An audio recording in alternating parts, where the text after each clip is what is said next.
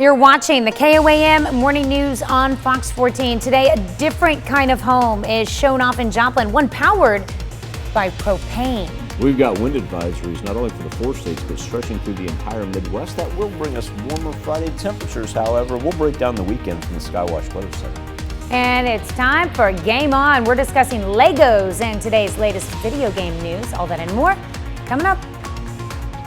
The 4 states' most watched news starts now. Thanks for joining us for the KOAM Morning News on Fox 14. I'm Tanya Bach. Well, as if medical school isn't hard enough, one KCU Joplin first-year student is taking things to the next level and just returned to his studies after competing in the Boston Marathon. Daniel O'Kelly says this was his first time running in the Boston Marathon and finished the 26.2 miles in under 3 hours. He says as someone wanting to go into medicine, the experience helps him with his studies. My productivity, my drive, and my happiness at large. So I've seen exercise as a fundamental part of, my time in medical school. It just helps me be a better student. Not only has it helped him become a better student, but O'Kelly says he hopes this experience will also help him become a better physician in the long run. We'll have more on Daniel O'Kelly in our next half hour. Well, a new home in Joplin is a bit unique. It's not powered by electricity, but propane. On Thursday, the Missouri Propane Education and Research Council hosted an open house at the home so people could learn about propane power. The home was built by T.R. Smith Construction with all propane appliances. Even the lights are powered by propane. Officials say propane's efficiency can help homeowners save money by using less energy. Well, the cost on propane, if you figure a BTU basis, if you're looking at your electric bill, and certainly electricity is a great thing, so we're not trying to displace all electricity, but propane's about 40% of the cost of electricity on a BTU basis when you figure out all the different costs involved. So it is very efficient. Officials say when it comes to safety, a propane-powered home is just as safe as an electric one. The Mural in Joplin honoring Black history is one step closer to reality after a donation from Connect to Culture. On Thursday, Connect to Culture donated a check worth $6,500 to the Langston Hughes Cultural Society. The mural will feature famous Black Americans who are either from Joplin or performed in Joplin, including Ella Fitzgerald, Cab Calloway, and Dizzy Gillespie. Officials with the Cultural Society say they're working on deciding where the mural will be located. We are right now securing a spot for it to be painted on, and at that time we'll do an announcement probably, and I'd like to see it projected onto the wall that we're going to use, and then but right now we're in the fundraising process of this. Connect to Culture raised the money from a concert by saxophonist and Joplin native Charles McPherson. The Seneca, Missouri Elementary School is continuing an annual tradition. Every year, the school hosts an event centered around a book being read by the entire school. This year, that book is Stuart Little. To celebrate, they had activities based on the book, including a boat race, ping pong, and face painting. For parents to be involved in the education of their kids is a huge deal, and it's a big piece of why we do this. We want to include families at home reading together. We want them to just do something together. This year, the Seneca Intermediate School was also involved. Queen of England gets special honors on her 96th birthday. Windsor Guards played Happy Birthday for Queen Elizabeth II outside of Windsor Castle yesterday. The band of the Coldstream Guards performed the traditional song at the changing of the guards. And fans of the Royals also gathered outside Windsor Castle to send birthday wishes. Queen Elizabeth is celebrating her birthday at the Duke of Edinburgh's cottage on her Sandringham estate. The British monarch will have a much bigger celebration in June when the weather is more favorable. She's waiting for you to get over there.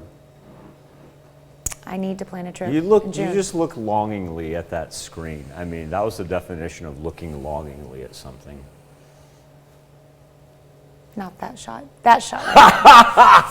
Would you like to disclose why you were not a fan of the shot in between the shots of the Queen? They were ex-members of the royal family. Let's put it that way. Folks, you heard it here first. Those are ex-members of the royal family. And Tanya also said that coming off of yesterday's story, where the one gift that she wants in life is a Barbie of the Queen, that if there was a Meghan Markle Barbie, that it perhaps may end up without the brunette locks. I'm not denying that it was said. But I did say that if there was a Barbie clothing line for Queen Elizabeth, that it'd be pretty awesome. Like a great hat collection and coats and different colors. It's interesting that you bring that up, and I say this, yes, because I'm not being an ageist. I say this because of her age. There's not a wide variety of clothing that she wears. I mean, it's pretty standard. Predictable, yes, but elegant. Oh, without a doubt. I've never doubted that. And she's looked good in every color she's ever put on. Is it 96? 96, yeah. And for those of you that may want to, if you're looking for something to read today, on this Earth Day and this Queen's birthday, Tanya and I strongly suggest you look up the name of Wallace Simpson, who, once again, we would not be celebrating the Queen nor her birthday as we know it if it were not for the wonderful American known as W-A-L-L-I-S. Ironically, Michael celebrates this American that took a British man from the throne. It was Edward VII. Whereas the next American to do the same thing, which he wasn't in line for the throne and never would be, but took that one away from the royal family. Her story too is not as fun as Wallace Simpson's. No. For those of you that may not know, Wallace Simpson was actually technically legally married when she got together with Edward VII, even though she thought her other husband was dead. Camilla, I mean, what? That happens over and over again. We could have a whole discussion on this. Yes. In other words, you're telling me to move on. Yes. Great shot outside of Television City. Blue sky, but I tell you what, it is already windy as all get out. Our temperatures reaching up to 69 in Joplin, 71 in Neodesha and Parsons, and a very comfortable 68 in both Miami and Carthage. A little bit cooler out to the east right there in Monette and Cassville, and the reason for that is we haven't seen the wind pick up on the eastern edge of our counties like we have out to the west. That being said, wind advisories for our counties in tan. Clean Skywatch storm tracker. That blue and the green that you see, that is reflectivity picked up by the sweeping radar. If we eliminate that, everything is pretty much good to go. Look at the big ridge of the jet stream. That's the ridge, is what we talk about, the inverted U right there. And of course, if you get under that, and it's shown by the color contour, you get underneath the ridge this time of year, and your temperatures are going to be well above normal. And that's exactly where we're headed. We're going to make it up around 80 degrees today. We have a little thunderstorm activity. We'll break that down here coming up in just a little bit, but it's really not going to appear until Saturday night. So great looking and windy Friday, and pretty nice start to the majority of Saturday as well. All right. Well, up next, a new type of technology in the healthcare world saves the life of a stroke patient. Later. All right, well, happy birthday, Queen Elizabeth. We're just going to keep on celebrating her 96th birthday yesterday. We'll have the full details of her celebration. You're watching the KOAM Morning News on Fox 14. New technology at a Florida hospital helped save a stroke patient's life and could pave the way for a faster response for others. Elena Shirazi has more. It was like lightning, I'd say. Like, you know, your normal routine, and all of a sudden it's like a shock. Shalima Cruz never expected to have a stroke at 35. I think I might have fallen. I don't remember much. All I remember is waking up and the doctor coming in and saying, well, Shalima, you had a stroke. Cruz was taken to Holmes Regional Hospital and survived thanks to new cutting-edge artificial intelligence technology at Health First. When a patient comes in, we have to first find the clot. If you don't know that they have a problem, you can't do anything to fix it. Dr. Fawad Shaheen says with the new tech, a patient experiencing stroke symptoms gets a CT scan. Those results go straight to a website, and within seconds, an algorithm runs to detect whether someone is having a stroke. The skull, and we look at the blood vessels, this is the clot right here. That information is sent to a surgeon's cell phone to alert them the patient needs help fast. A process that Shaheen says takes just a fraction of the time doctors need. Time, without question, is the most important aspect when it comes to stroke. For every hour that occurs, okay, you have almost a 20% chance that they will not have the functional outcome. They will not be able to do what they could have been done. Shaheen says the surgical team removed the clot quickly and successfully. Crew spent less than a week in the hospital and 3 months later is almost 100% recovered. Now she's back at home with her 3-year-old son. Thankful she can still be here to watch him grow up and live her life to the fullest. I've done so much since then. I've done kayaking. I'm just embracing life as much as I can. Well, a baby care product is under recall for contamination. Baby Ganix. It's recalling 2 lots of its 20-ounce size Baby Ganix chamomile verbena bubble bath. The recall comes after testing showed the presence of a bacteria. Lot codes Y314 and Y315 can be found at the bottom of the packaging. While the bacteria type does not cause illness, it can pose an infection risk for immune-compromised children.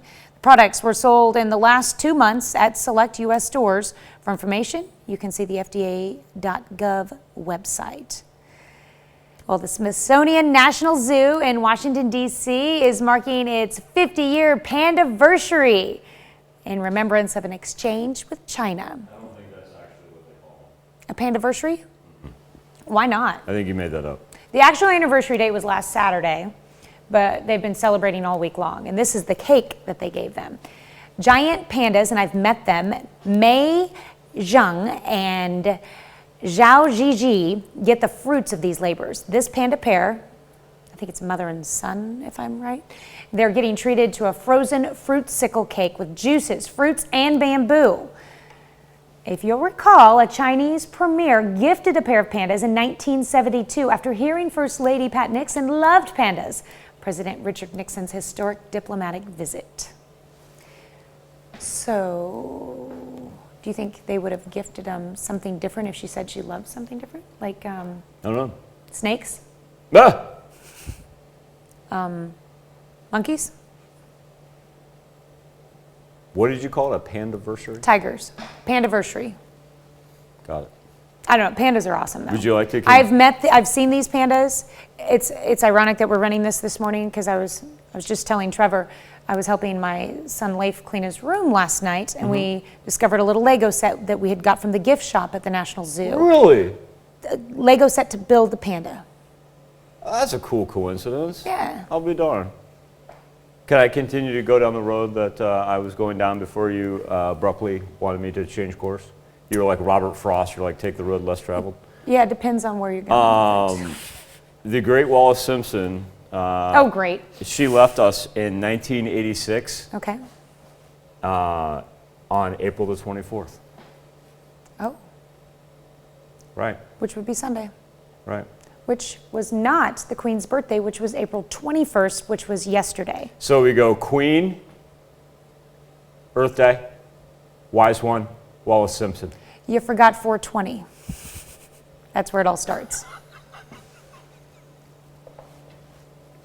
You seem to know a whole lot about that day that I just kind of leave those facts alone. And today would be the boss's birthday, so there you go there.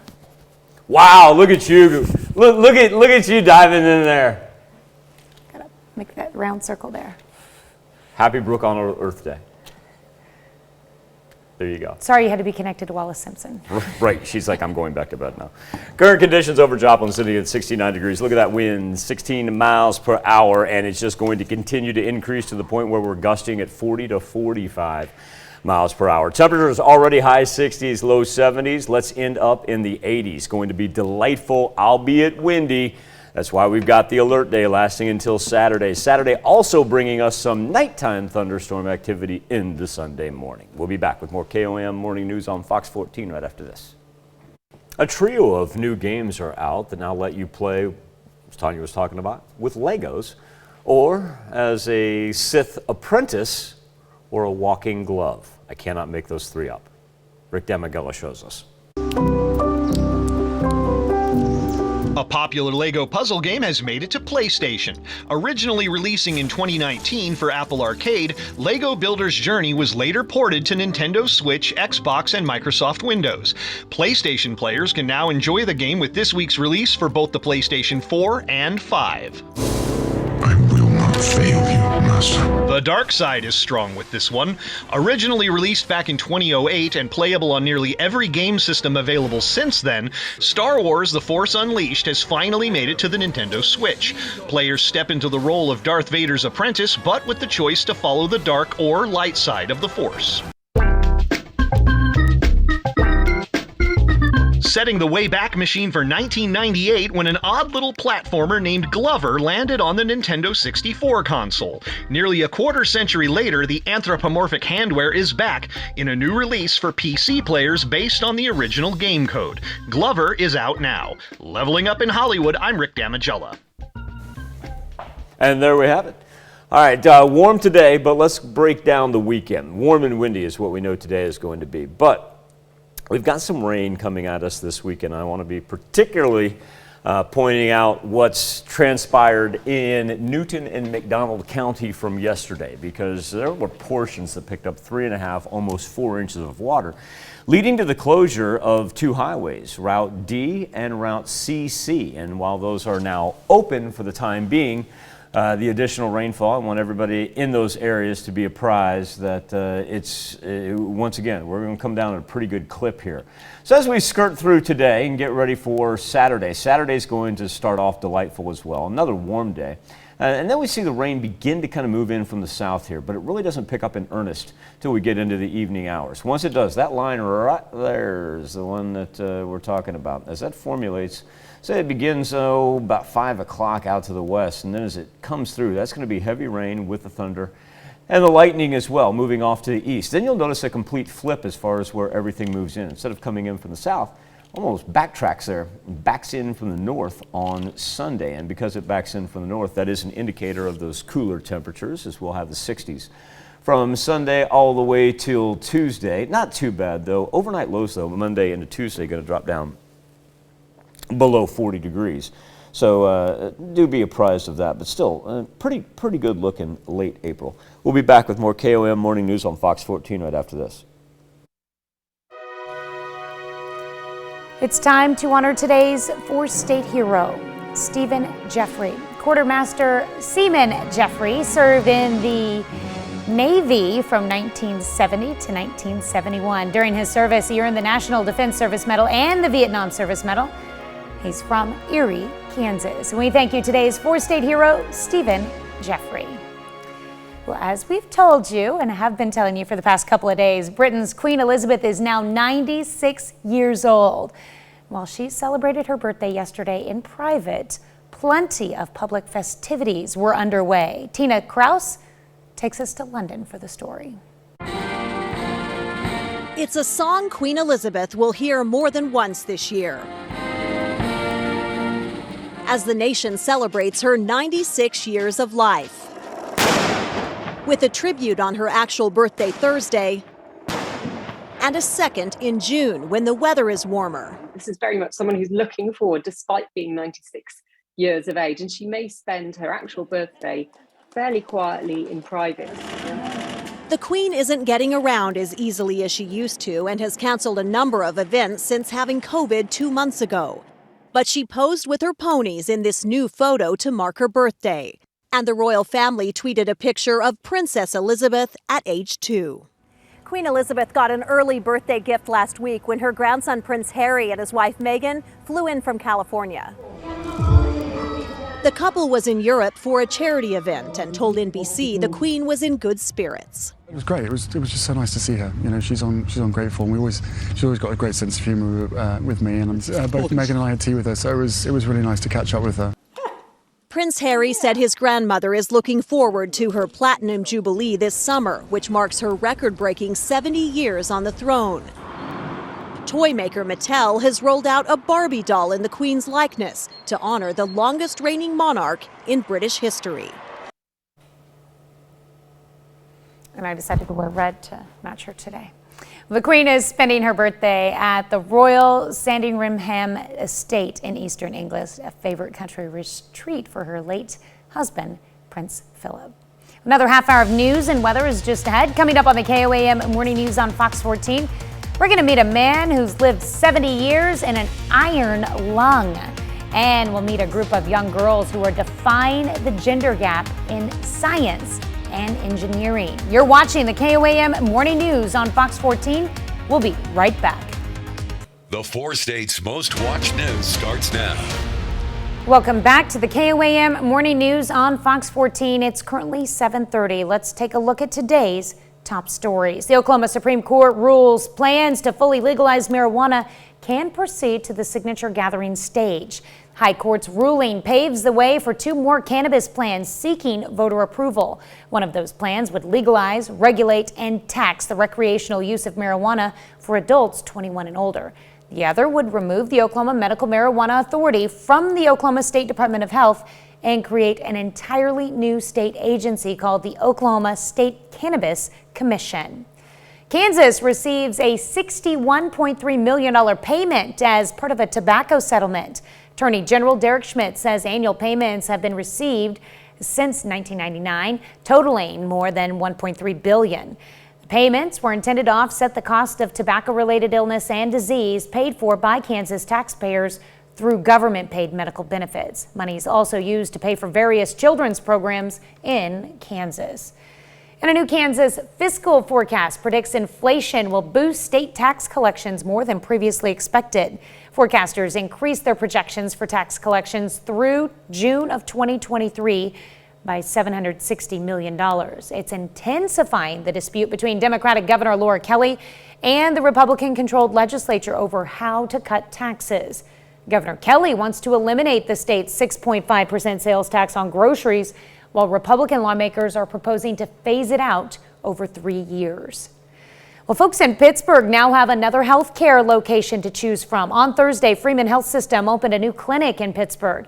Freeman's Specialty Clinic will provide easier access to specialists for patients living in Pittsburgh, rather than driving to the specialty clinic in Joplin. Specialty services at the clinic include kidney care, lung care, and endocrinology services. Pain management specialist will join the clinic in June.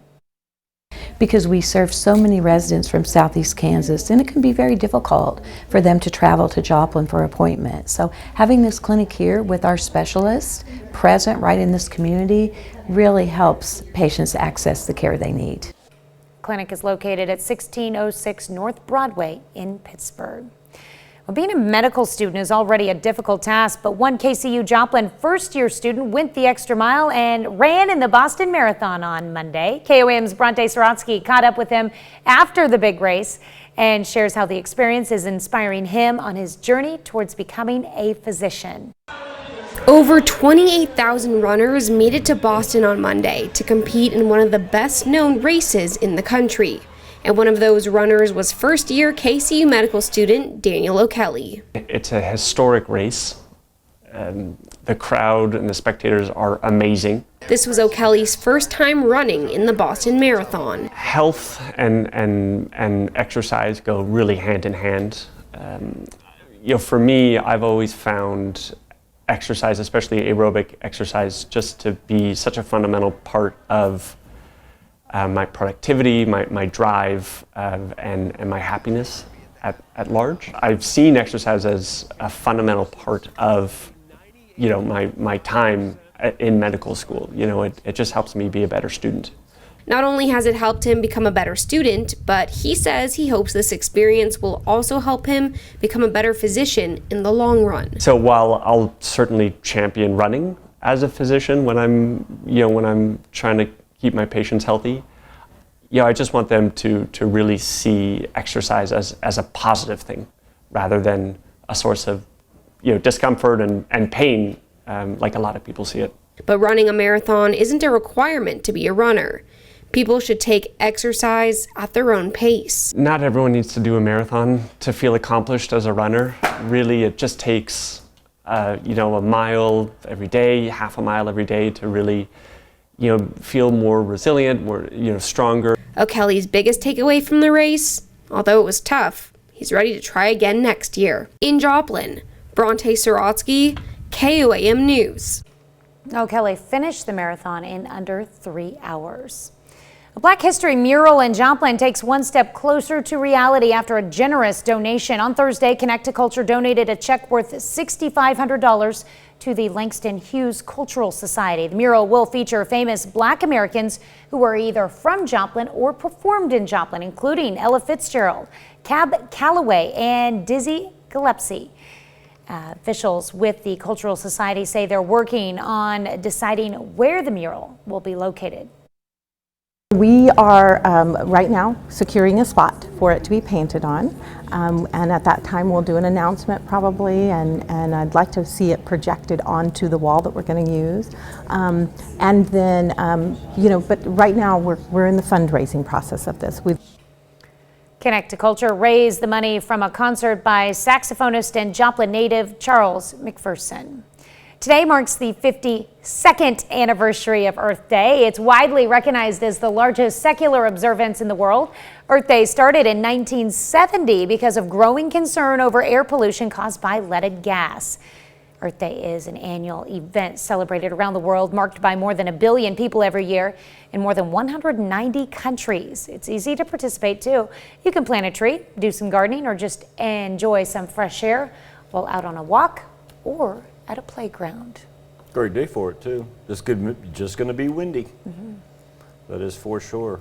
It's actually it was windier pre-sunrise out to the west. It was coming in about 20 miles per hour in Independence, and eventually we're going to work our way back in that direction right now. Those numbers are tame compared to what we'll see for the afternoon, and that is exactly why we've got wind advisories for our counties in the tan.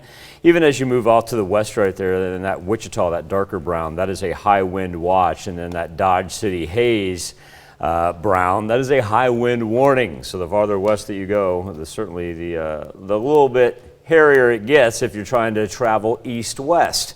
Skywatch Storm Tracker for today, big ridge of the jet stream providing even the upper Midwest with delightful late April temperatures and a weather trend that's going to shoot us up into the 80s. Hard to beat that for this time of year, that is for sure. As we get ready for the weekend, we'll have the reemergence of some rain that'll be here for really Saturday late evening into the nighttime hours. It is fairly well organized as the original band moves in there, and that's going to pack some thunder and some lightning along with some heavy rain. Progresses from southwest off to the northeast, and then that secondary band that hits us there on Sunday morning as it works in from the north, well, that's going to be an indicator of some cooler temperatures. We'll drop down here to the 60s for next week. Once again, for those of you that picked up anywhere from that 3.5 to 4 inches of rain, specifically in Newton and McDonald counties yesterday, please know that that flooding is going to be a concern here for Saturday night into Sunday. We'll be back with more KOAM Morning News on Fox 14 right after this. This morning on the KOAM News Now Insta Poll and our Something to Talk About Earth Day. It turns out sand is in hot demand because it's used in everything from our smartphones to skyscrapers. And while it may seem like there's an infinite supply of it, reports are warning the world to curb the demand for sand. That's why there's people coming up with alternate solutions to try and help with sand supply issues. That young woman you saw right there, that is Franziska Troutman, and she is part of the team at Glass Half Full. It is in New Orleans. It's a facility that pulverizes glass into gravel and sand particle sizes. Glass Half Full is part of a project with Tulane University funded by the National Science Foundation, researching how much more recycled glass sand can be used to restore things such as Gulf Coast restoration. As far as our Something to Talk About this morning, our specific question is, what are you doing for Earth Day? And while the majority, almost 3/4 right now, have an other on there, we do have 14% of you that say, hey, perfect day to go for a walk. And then kind of 4% with both recycling, plant a tree, and gardening. Appreciate everybody's engagement each and every morning.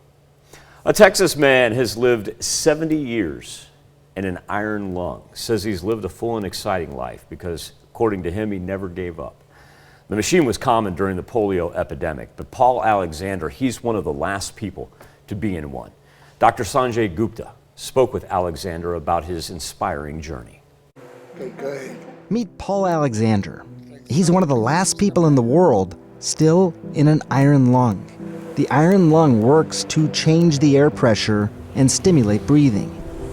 It has been his home, keeping him alive for 70 years. In 1952, Paul contracted polio and became paralyzed from the neck down. He was 6 years old. A therapist promised Paul a dog if he could breathe on his own for 3 minutes. I developed a way of coping in air and breathing. I worked on it for a year before I could reach the 3 minutes. But I reached it. Eventually, Paul would be able to gulp or take in air for hours at a time, allowing him to leave the confines of the iron lung during the day and accomplish more than anyone thought was possible for him. College, law school, and a 30-year career as a courtroom attorney. Paul wrote his autobiography, and he's working on a second book now. I've got some big dreams. I'm not going to accept from anybody their limitations on my life. I'm not going to do it. My life is incredible. That is absolutely amazing right there. And, you think about how prevalent they were, especially back when polio was a serious problem. Luckily, the eradication of polio, we've seen dramatic use drop dramatically. But I also was reading just the other day about how the ones that were still functional actually did play a part in some people recovering from COVID-19. Alexander also said, I really believe I can do anything I want to. I think from just watching that story and the way he operates, even while in the iron lung, is a testament to that. We'll be right back with more KOAM Morning News on Fox 14 right after this. Amazon and Starbucks, two of the biggest corporations in the country, are facing an organizing push from their workers, demanding higher wages and better benefits. Experts believe a string of recent wins could be the beginning of a resurgence for organized labor. Gloria Pazmino explains. It was David versus Goliath, workers versus a mega corporation, and the workers won. We woke up the world and we shook up the union movement. When the pandemic began, Chris Smalls was working at this Staten Island Amazon fulfillment center in New York. He says he was worried about the health and safety of his colleagues, so he staged a walkout to protest conditions. The company fired him not long after that, saying Smalls violated quarantine rules. Out of a job, Smalls and his friend Derek Palmer, who is still employed by Amazon, kicked off a months-long campaign to organize the nation's first Amazon labor union. This April, 2,654 workers at the Staten Island facility, known as JFK 8, voted in favor of joining the union. The Amazon Labor Union is demanding higher wages in line with inflation and safer working conditions. Amazon filed an appeal with the National Labor Relations Board a week after the vote, accusing the agency of unfairly and inappropriately facilitating the union's win. Amazon workers aren't the only ones organizing. From coast to coast, workers from 20 different Starbucks locations in the country have voted to unionize.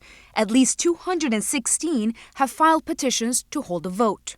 Workers are all standing together to have their voices heard and to make these changes within the companies. Melissa Slabow is helping to organize workers at the Starbucks Roastery in Seattle. But in a message to company employees, Starbucks CEO Howard Schultz said, while not all partners supporting unionization are colluding with outside union forces, the critical point is that I do not believe conflict, division, and dissension, which has been a focus of union organizing, benefits Starbucks or our partners. They've been asked to work harder and longer. They've been asked to make concessions while corporate profits were soaring. For now, the union effort at Starbucks and Amazon represent only a tiny fraction of their workforce. Whenever there's a big victory, it inspires other workers to organize. We'll be right back with more after this, but first let's take a look at the market prices before the opening bell.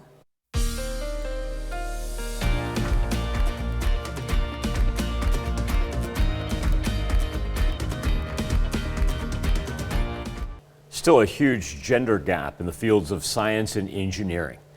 But an inspiring group of young girls is defying that trend and learning how to protect the environment. Michael George introduces us to the group called the Green Girls. These teen girls have turned this Harlem park into their own science lab. Ready? And go.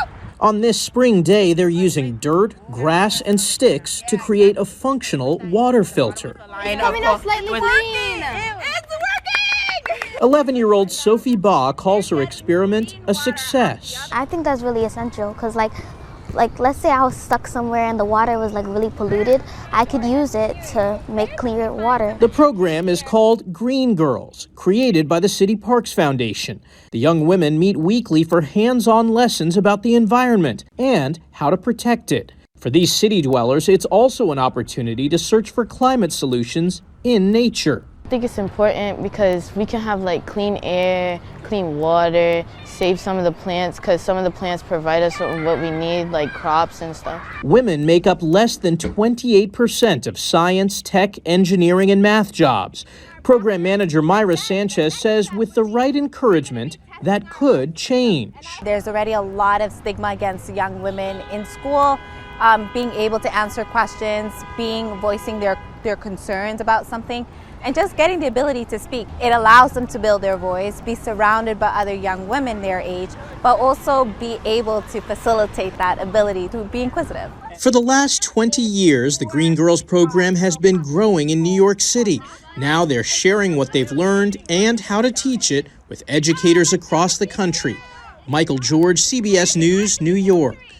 Very appropriate to have that opening up on Earth Day. You can find the entire curriculum for the Green Girls at cityparksfoundation.org. City Parks with an S, cityparksfoundation.org.